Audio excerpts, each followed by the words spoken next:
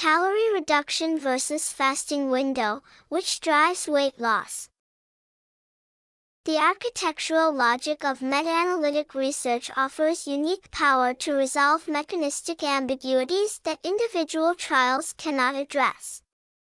When applied to the question of whether time-restricted eating works through temporal effects or caloric restriction, systematic reviews and meta-regressions provide a sobering answer that challenges popular narratives. The accumulated evidence suggests that energy deficit, rather than eating window duration, explains the vast majority of weight loss and metabolic improvements attributed to intermittent fasting protocols. Careful categorization of randomized controlled trials into isocaloric versus hypocaloric designs reveals the critical variable. Studies implementing time-restricted eating without caloric reduction consistently show minimal to no weight loss, regardless of eating window duration. The metabolic markers, HbA1c, HOMA-IR, lipid profiles, similarly demonstrate modest or absent improvements when calories remain constant.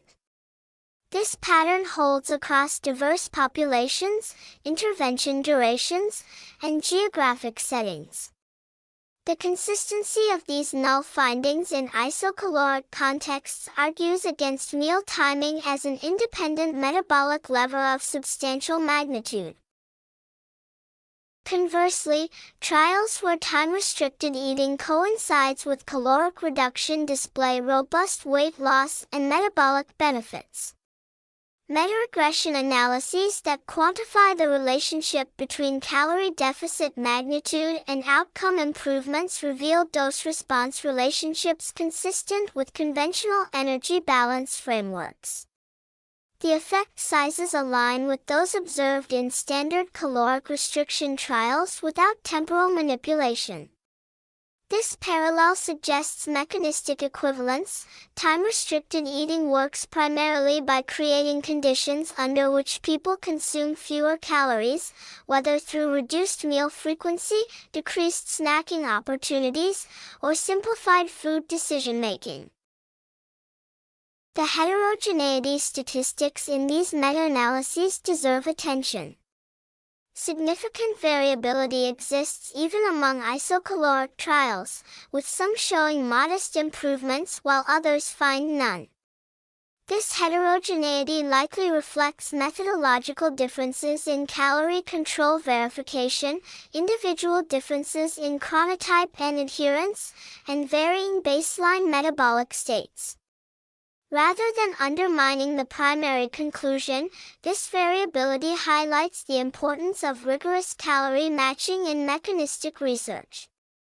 Without precise control over energy intake, temporal effects remain confounded with caloric effects, perpetuating mechanistic ambiguity.